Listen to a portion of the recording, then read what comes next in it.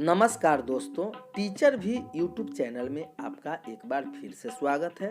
आपने इस चैनल को सब्सक्राइब नहीं किए हैं तो लाल रंग का बटन दबाकर चैनल को सब्सक्राइब कर ले और बगल के घंटा बजा दें ताकि इस चैनल पर जो वीडियो अपलोड हो वह सबसे पहले आप तक पहुंचे।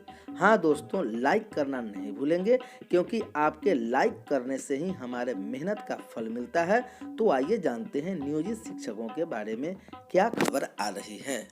इस वक्त नियोजित शिक्षकों के लिए बड़ी खबर आ रही है। समायोजन का मौका। लॉकडाउन के बीच देश के विभिन्न राज्यों से आ रहे प्रवासियों की सेवा में राज्य के करीब 4 लाख नियोजित शिक्षक लगे हैं।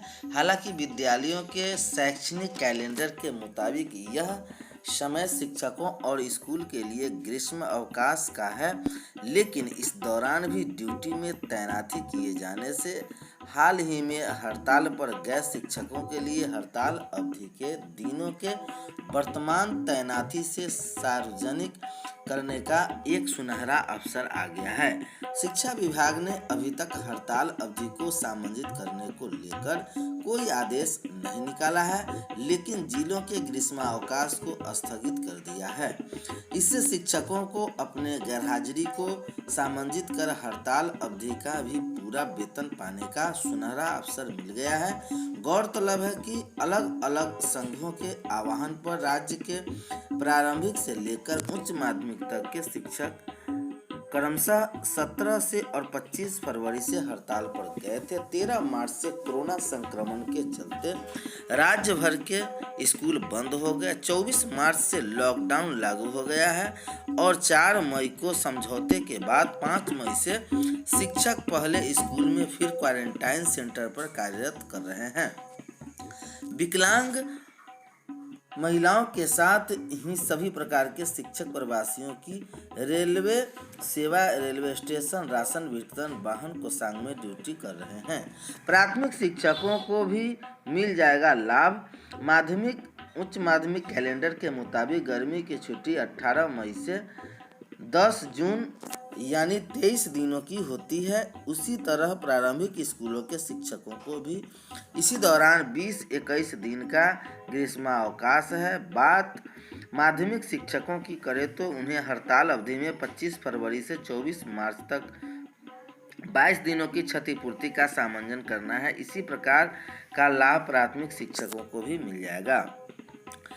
शिक्षक प्रवासियों के सेवा, रेलवे स्टेशन, राशन वितरण, वाहन कोषांग में कर रहे ड्यूटी छुट्टी में ये अवधि सामंजित हो गई तो हड़ताल अवधि का मिल जाएगा वेतन। जारी करे सामंजन का आदेश। बिहार माध्यमिक शिक्षक संघ के प्रवक्ता अभिषेक कुमार ने कहा कि हड़ताल अवधि में शिक्षकों पर किए गए अनुशासनात्मक कार्रवाई के तहत निलंबन वापसी का आदेश तो जारी कर दिया, मगर FIR वापस लेने सहित हड़ताल अवधि के कार्य अवधि के सामंजन तथा इस अवधि के वेतन भुगतान का आदेश अभी तक जारी नहीं किया गया है।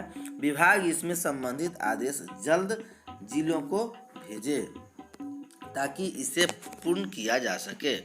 इधर कार्यालय जिला शिक्षा पदाधिकारी सिवान स्थापना से खबर आ रही है। सभी प्रखंड शिक्षा पदाधिकारी हड़ताली शिक्षक के योगदान करने संबंधित प्रमाण पत्र के संबंध में उपर्युक्त विषयक अपने प्रखंडाधीन कार्यरत नियोजित शिक्षक जो हड़ताल में सम्मिलित थे और वे अपने शिक्षक हड़ताल से वापसी के बाद योगदान कर चुके हैं एवं कोई भी शिक्षक अनुपस्थित नहीं है का प्रमाण पत्र निर्गत के 24 घंटे के अंदर विशेष दूत के माध्यम से भेजना सुनिश्चित करें। साथ ही योगदान करने वाले शिक्षकों से संबंधित संधारित पंजिका छाया प्रति अभिप्रमाणित करते हुए भेजा जाए ताकि माह मई 2020 का वेतन भुगतान किया जा सके। इसे सर्वोच्च प्राथमिकता दिया जाए। जिला कार्यक्रम पदाधिकारी स्थापना सिवान। इधर लॉकडाउन के चपेट में रहा है बच्चों का भविष्य। कोरोना को ले लॉकडाउन के बीच प्रखंड के 34 छात्राओं का भविष्य चौपट हो रहा है। इन बच्चों की शिक्षा व्यवस्था सुचारू करने के लिए राज्य सरकार द्वारा सभी एक तक के कोई पहल नहीं की गई है। कोरोना को ले राज्य सरकार ने 13 मार्च से सभी सरकारी विद्यालयों व शिक्षण संस्थानों को बंद करने का आदेश दिया था, परंतु विद्यालयों में शिक्षा ग्रहण करने वाले बच्चों के भविष्य क्या होगा, इसके लिए कोई योजना नहीं बनाई गई। प्रखंड क्षेत्र में 124 प्राथमिक व मध्य विद्यालय हैं, जिसमें 34,000 छात्र छात्राएं शिक्षा ग्रहण करते हैं, परंतु विद्यालयों के बाद किए जाने से बच्चों की पढ़ाई नहीं हो रही है। महामारी को ले इस वर्ष बच्चों को किताबें भी उपलब्ध नहीं कराई गई, इससे अभिभावकों की चिंता बढ़ गई है। उधर प्रखंड के सरकारी स्कूलों को क्वारंटाइन सेंटर में तब्दील कर दिया गया है, जिससे विद्यालयों के फिलहाल खुलने की उम्मीद नहीं दिख रही।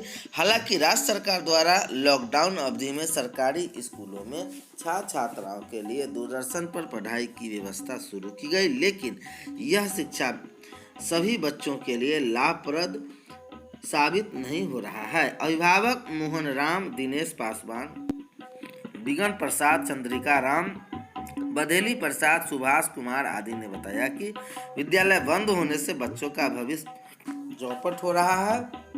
सरकार द्वारा टेलीविजन पर पढ़ाई की व्यवस्था शुरू की गई है, परंतु वह उपयोगी साबित नहीं हो रहा है। कई घरों में टेलीविजन नहीं है, पढ़ाई के समय बिजली गुल रहती है। प्रखंड शिक्षा पदाधिकारी सुरेश प्रसाद सिंह ने बताया कि कोरोना वायरस को लेकर सरकार द्वारा विद्यालयों को बंद किया गया। सरकार दूरदर्शन के माध्यम से बच्चों को ऑनलाइन पढ़ाई करा रही है, जबकि जब तक समय सरकार का आदेश नहीं आता तब तक विद्यालय बंद रखेंगे।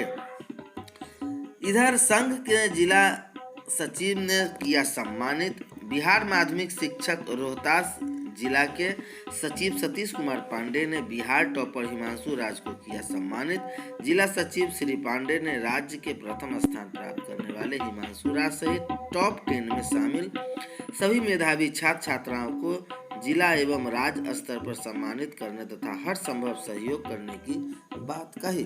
मौके पर धर्मराज सिंह, नवीन कुमार, नवीन, संदीप कुमार सिन्हा, उपेंद्र नारायण, चारुधाम मिश्रा, संजय कुमार, राजेश पंडित सहित अन्य लोगों ने हिमांशु राज को सम्मानित किया। किताबें खरीदने में छूट रहे अभिभावकों के पसीना। दिनों दिन कोरोना महामारी संक्रमण तेजी से बढ़ता जा रहा है। सरकार ने एहतियात के तौर पर देश में लॉकडाउन रखा है। लॉकडाउन की वजह से देश के सभी शैक्षणिक संस्थानों के बंद कर दी गई है। बाद में बच्चों की पढ़ाई को देखते हुए सरकार ने निजी व सरकारी स्कूलों के छात्र के लिए ऑनलाइन क्लास चलाने की बात की थी, जो बहुत जल्द पूरे देश में शुरू हो जाएगी। अप्रैल से नए शैक्षणिक सत्र की शुरुआत हो चुकी है। नए सत्र में बच्चे अगली कक्षा में चले गए। अब जिले के निजी विद्यालय में पढ़ रहे बच्चे की किताबें खरीदने में अभिभावकों के पसीने छूट रहे हैं। सीबीएसई व शिक्षा विभाग के तमाम दावों के बीच निजी विद्यालय इस नए सत्र में भी एनसीईआरटी किताबें के साथ निजी प्रकाशनों की महंगाई किताबों को खरीदने को कहा है, जिस वजह से इन विद्यालयों में पढ़ने वाले छात्रों के अभिभावकों पर वैश्विक महामारी की मार पड़ी हुई है। नियमों को ताक पर रखकर बिक रही निजी प्रकाशित की किताबें। जिले की बात करें तो यहाँ लगभग 600 के करीब निजी विद्यालयों का संचालन हो रहा है, जिसमें लगभग 350 विद्यालय शिक्षा विभाग से निबंधित है। निबंधित विद्यालयों में 17 सीबीएसई बोर्ड द्वारा मान्यता प्राप्त है। अन्य निजी विद्यालय सीबीएसई के मानकों पर चलने की बात करते हैं तो सीबीएसई बोर्ड ने नए सत्र की शुरुआत से पहले गाइडलाइन जारी करते हुए कहा था कि मान्यता प्राप्त विद्यालय में केवल एनसीईआरटी की बुक चलाई जाएगी, किसी भी हालत में निजी प्रकाशनों की किताब नहीं चलेगी। लेकिन गाइडलाइन को दरकिनार करते हुए विद्यालयों में निजी प्रकाशन को किताबों को धड़ल्ले से बेचा जा रहा है। निजी प्रकाशकों की किताबें बेचने की क्या है वजह? सीबीएसई के लाख मना करने के बाद भी निजी विद्यालय ज्यादातर निजी प्रकाशनों की किताब को ही तरजीह देते नजर आ रहे हैं। इसके पीछे एक वजह है, निजी प्रकाशनों की किताबों को बेचने से प्राइवेट स्कूलों को मोटी रकम मिल जाती है। निजी विद्यालयों को चलाने में की बात करें तो वर्ग 1 से लेकर 12 तक की किताबें खरीदने में 300 से लेकर 900 रुपये तक के खर्च आते हैं। इन किताबों के साथ निजी प्रकाशन की किताबों को जोड़ दिया जाए तो हर वर्ग में 3 से 6,000 अतिरिक्त अभिभावकों को खर्च करना पड़ सकता है। मिली जानकारी के अनुसार जिले के जिन निजी विद्यालयों में छात्रों की संख्या 2000 के पार है, वहां निजी